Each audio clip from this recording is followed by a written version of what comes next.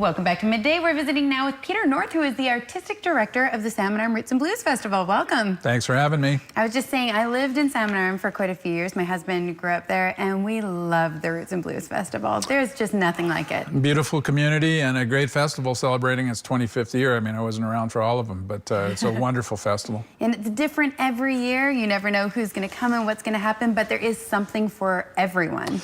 Well, there really is. When you speak about roots and blues music, I mean, that's a pretty big umbrella. It's everything from, you know, traditional folk music to reggae music to funk music, back to traditional Celtic music to everything, you know, blues of every style, and music from New Orleans and music from West Africa. And I mean, it depends what's available out there, but yeah. But I love that the doors are open for all those different bands, all those different artists to get to feature. Sometimes that's where you see the big one for the first time. Well, it is. You know, I was just at the Canmore Folk Festival this weekend, and the Canmore Festival, the Edmonton Festival this weekend, and ourselves booked a lady named Irish Mythen. And I loved her record, so we all booked her. I loved her videos, but I'd never seen her live. And she's originally from Ireland, lives in the Maritimes now. And it was like seeing Katie Lang for the first time. Man. I mean, that kind of energy. It's the true test, right? What's the charisma like live? Yeah, and she got a standing ovation at the Canmore Folk Festival halfway through her set. Awesome. Like, I mean, that's like, you know. Yeah, that's compelling. Yeah, so people know how special. So she's on your circuit this year? She is. She's going to be doing 3 or 4 shows for us. And, you know, she's also doing the Leonard Cohen celebration on Sunday night that we're doing. And she said to me, I introduced myself, and she says, I'm really excited about doing my concerts and the workshops. She said, but we could bypass all that. I can't wait to pay tribute to Leonard on Sunday night. See, again, the sign of a true artist, right? Those who are digging for the music, that's what they're looking forward to. Who else is coming? I know we have a few videos that we'll run just as we visit here. Some of the big names.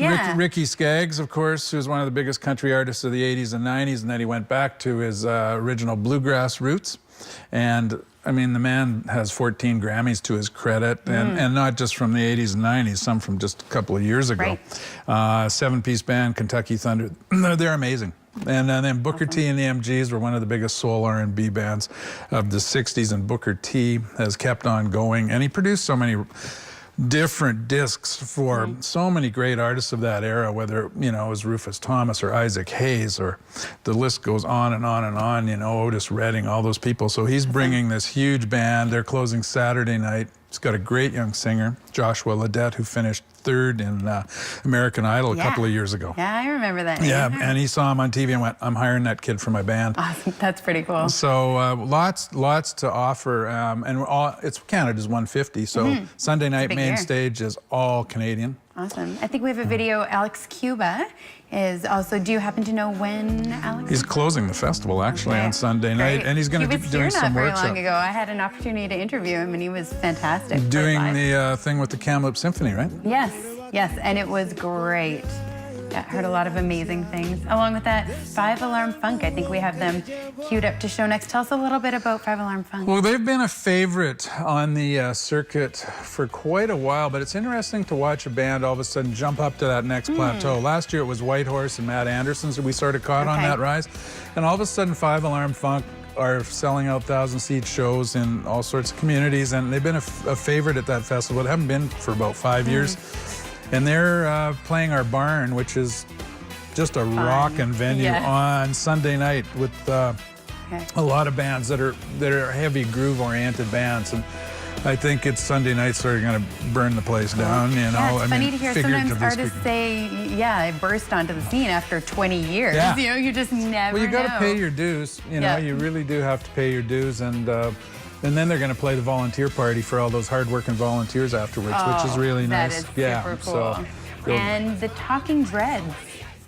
This is you know, the Talking Heads were a great band, David Byrne and Tina Weymouth and such, and afterwards Tina and Jerry Harrison formed the Tom Tom Club, and Mystic, who we're seeing here singing, was part of that band. And then when the rest of the crew decided to retire off the road, he said, I'd like to do Talking Heads material, all reggae style. And they gave him their blessing. And this band is just taking off. People are loving it. I was looking at their itinerary the other day, and they're playing some great venues and festivals all over America. And They're playing Sunday night in our barn. They're kicking off main stage Saturday night, and then they're doing a rhythm a percussion workshop too on Saturday afternoon. Awesome. And again, another sign of a true artist, generous with his music, generous with their time. They just want people to enjoy what they enjoy. A total good vibe. And I think that's been one of the prerequisites we've tried to have since certainly I joined and there was a changing of the guard.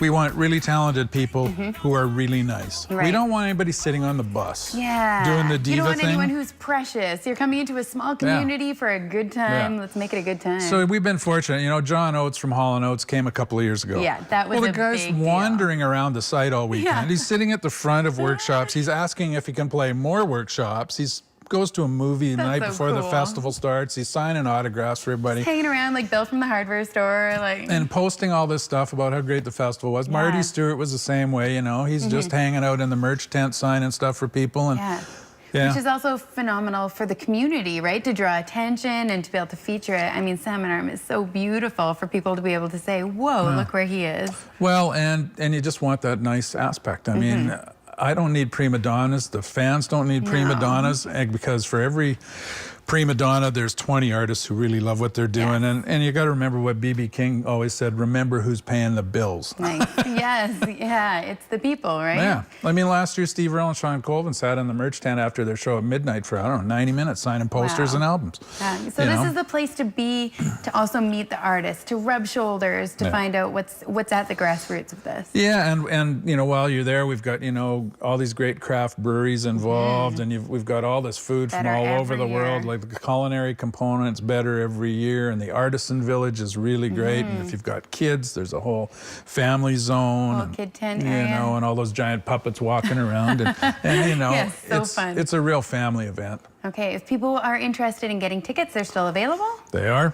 250-833-4096 or rootsandblues.ca. And if there's any people, you know, we still have room for a few volunteers, so whatever your skill set, you could call us. And if you want to come hang out and work a couple of shifts with us and then see a whole bunch of great music. That's great. I did do that one year when I was in Salmon Arm, and I loved it. Yeah, the volunteering part is really just as fun as the attending it. It's funny. There's people from Calgary and Banff and Vernon and Salmon Arm and all sorts of places and Kamloops, and they take their holidays and come volunteer. Which it's is like so you cool. go, wow. But sometimes it's your best opportunity. You do get those shows afterwards, those private concerts, and then you get to say one day, I hung out with the Talking Dreads. Yeah, exactly. It's pretty awesome. It is awesome. Can people buy single passes, or are they weekend long? Whatever you want. You know, we start Thursday night with a big party in the barn. Now we kick it off, and then you can buy tickets to that, tickets just to Friday, just to Saturday, just to Sunday, for the whole package. Awesome. Okay. Again, something for everyone at the Roots and Blues. It is a blast. This lineup is incredible.